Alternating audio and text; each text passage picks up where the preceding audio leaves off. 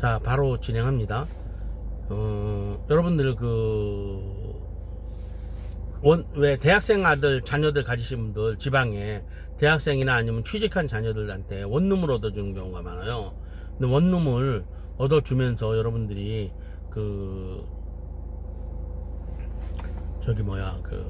대출이 있는 원룸을 많이 얻어줍니다. 예. 건축업자들은 대부분 원룸을 레버리지를 부풀리기 위하여 대출 받고 전세 넣고 월세 조금 넣고 이렇게 해서 팔아먹기 위해서 많이 합니다. 예.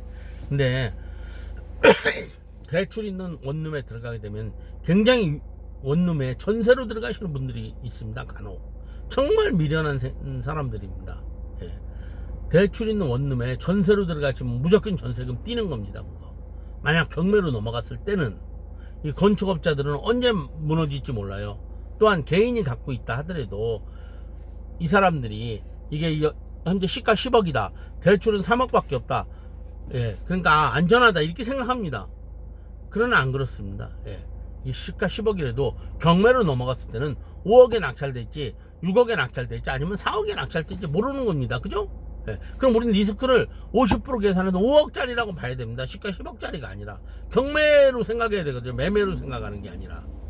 그죠? 그러면 10억짜리면 2억의 갭밖에 없어요. 근데 내가 요 5천만원 전세로 들어갔다. 근데 방은 여기가 18개짜리예요. 그러면 이 사람이 6개만 예를 들어서 6개만 월세로 놓고 나머지 12개를 전세로 다 돌렸다. 그러면 이거는 시가를 훨씬 넘어가게 되는 거죠. 그죠? 대출 3억에다가 9억을 더 받았어요. 그럼 거의 10억이 된 겁니다. 이게 시가를 이미 초과했다고 봐야 돼요. 그럼 경매로 넘어갔을 때 생각하면 6, 7억에 낙찰되면 내가 아무리 확정일자나 별 지랄을 다 해놔도 나는 일부의 돈을 뜯길 수밖에 없습니다. 배당을 받아서. 그죠? 그래서 여러분들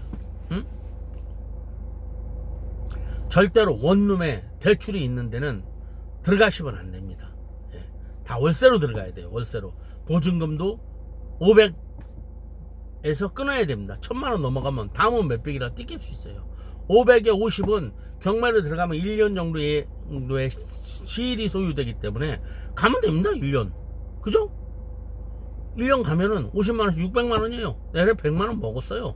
그리고 나서 나중에 이사비용 100만원인데 200만원 받으면 나는 애를 돈을 버는 겁니다. 그렇잖아요, 여러분. 그죠? 그러니까 그런 지금 경매로 원룸에 내 자녀가 들어갈 때 전세로 사주시는 분들을 제가 많이 봤어요. 예? 전세로 입주를 하시는 정말 미련한 생각입니다. 대출이 있는 원룸이라면 절대로 전세로 들어가시면 안 된다. 예. 전세로 들어가시게 되면은 큰 낭패를 볼 수 있다. 그리고 아파트도 마찬가지입니다. 아파트 대출이 있는데 2차에 들어가시면 안 됩니다. 무조건 1차에 들어가야 돼, 아파트도요. 예, 그거는 뭐 기본 상식이니까 무조건 1차에 들어가셔야 되고요. 또 상가, 나중에 상가에 대해서도 말씀드리겠지만 상가에 권리금이 많이 있는 데는 아무리 장사가 잘 돼도 들어가시면 안 됩니다. 예. 권리금 2억 3억씩 막 달리는 놈들이 있어요. 예. 그런데 들어가시면 안 됩니다. 100% 잘못하면 이 상가도 리스크가 상당히 큽니다. 보증금이 너무 높거나 이런 상가 들어가시면 안 됩니다. 그리고 보증금이 예를 들어서 상가가 한 20억짜리 시가 20억짜리인데 보증금이 10억 있다. 들어가시면 안 돼요. 예, 물론 상가는 낙찰률이 한 70% 되기 때문에 상가에 들어갈 때는 반드시 전세권 설정을 하고 들어가야 됩니다. 2순위로 은행 다음에 2순위로 전세권 설정을 해야 됩니다. 만약에 전세권 설정 안 하게 되면 잘못하면 이 보증금 날리게 됩니다, 여러분. 예, 상가는 보호받는 게 3천만원 밖에 안 돼요, 광역 찐도시에서. 그럼 나머지 예를 들어 2억 줬으면 1억 7천원을 잘못하면 날리게 되는 겁니다. 월세 뭐 300만원씩 해봐야 1년 동안 안 내봐야 3천만원 밖에 더 안 되니까 권리금하고 이런 건 전부 다 날리게 되는 거예요. 그죠? 그래서 권리금 있는 상가를 들어갈 때는 면밀한 검토가, 이게 장사 잘 되니까 권리금만 있으니까 무조건 들어가는 게 아니라 그 상가가 과연 경매로 넘어갈 거냐 안 넘어갈 거냐까지 전부 다 하고 설정을 해줄 수 있냐 없냐까지 전부 다 검토를 하신 다음에 들어가셔야 됩니다. 그래야 여러분들이 안전하게 재산을 지키실 수 있어요. 마찬가지로 원룸에 자녀를 자녀의 원룸을 전세로 얻어 주실 때도 대출이 하나도 없는 원룸에 들어가서 전세권 설정 딱 해놓고 있어야 됩니다. 예. 확정일자만 받아 놓으시면 안 돼요. 전세권 설정을 딱 해놓고 있는 게 가장 안전합니다. 그래야 나중에 꼼짝 못해요. 주인이 경매 넘어가도 다 찾아올 수 있어요. 전세권 설정 돼 있기 때문에요. 그죠? 1순위로 돼 있으면. 근데 그런 거를 등한시하고 들어가시는 분들이 제가 경매 나오는 거 뭐 안타까운 게 엄청 많아요. 원룸 같은 거 보면요 7천, 5천, 6천씩 막 들어갔어요. 경매 나오면요 이게 20억짜리인데 5억, 6억에 낙찰됩니다. 왜? 그런 리스크를 다 가지고 있고 명도하려니까 복잡하거든요. 그러니까 원룸 같은 데는 또 낙찰가가 떨어져요. 50%로 55% 이렇게. 그러면 예를 들어서 시가 20억짜리면 10억이 그냥 날아간 겁니다. 그럼 10억짜리밖에 안 돼요. 거기에 대출 한 7, 8억 있으면 그 뒤에 들어간 사람들은 확정일자 아니라 아무거나 해놔도 그건 무조건 날아간 겁니다. 그죠? 그럼 날아간 거잖아요. 돈. 예? 벌기 어려운 돈 여러분 다 날린 겁니다. 그렇게 하지 마세요. 예. 안전하게 내 자산을 지키려면 안전한 주택에 전세로 들어가셔야 됩니다. 예. 그러면은 경매 아니라 경매 해랩이고 경매가 오면 더 좋아요. 바짝바짝 뛰면 돼. 경매가 오면요. 그죠? 그런 식으로 안전한 자산에 들어가야 된다. 또한 이런 그 상가에 들어가시는 분들도 그 권리금이 많은 데는 신중하게 봐야 됩니다. 장사가 아무리 잘 되고 예? 그런다 하더라도 요즘에 장사 아무리 잘 돼도 이익 남는 상가 거의 없어요. 왜냐고요? 인건비가 너무 비쌉니다. 인건비가. 예? 아 인건비가 250, 300씩 가는데 장사해서 뭘 남기겠습니까? 예? 남기는데 거의 없어요. 그러니까 이 사람 안 쓰고 부부간에 하고 그냥 이런 가게가 점점 늘어나요. 우리나라도 일본처럼 그런 가게로 갑니다. 이제 인건비가 세다 보니까 일본은 사람 안 써요. 다 가족이 해버립니다. 가족이. 우리나라도 고용에 심각한 문제가 드러날 겁니다. 앞으로 2, 3년 후에는. 예?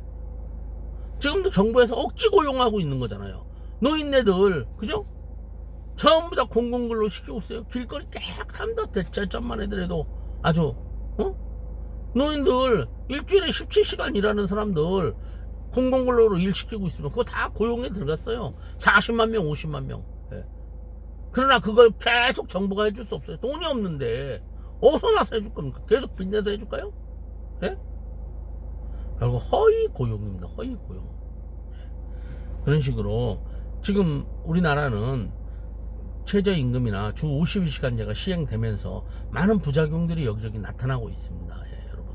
그러니까 그 상가에 들어가실 때도 그런 것도 전부 다 면밀하게 검토를 하셔야 됩니다. 내가 직원을 썼을 때 몇 명을 써야 되고 매출이 얼마 오르면 얼마 계산이 되고 이런 걸 전부 다 면밀히 검토 안 하고 그냥 무대뽀로 상가에 들어가서 돈 뭐 많이 벌니까 한 달 매출 하루 400 오르니까 400 올라봐야 한 달 30일 해보면 4, 3, 12, 1억 2천 밖에 안 돼요.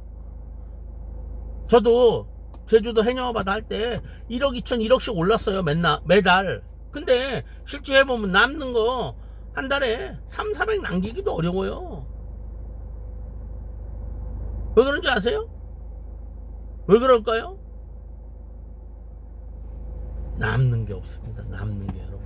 그러니까 여러분들도 그런 물가 장사하시려는 분들이나 이런 분들 조심해서 하시고 원룸에 들어가실 때는 제가 말했듯이 반드시 전세권 설정을 하고 대출이 별로 없는 원룸에 전세로 들어가실 때는 월세로 들어가시는 것도 조심해서 들어가셔야 됩니다. 월세도 보증금 1000만 원 넘어가면 안 돼요. 보증금 500 밑으로 들어가야 안전합니다. 예. 그리고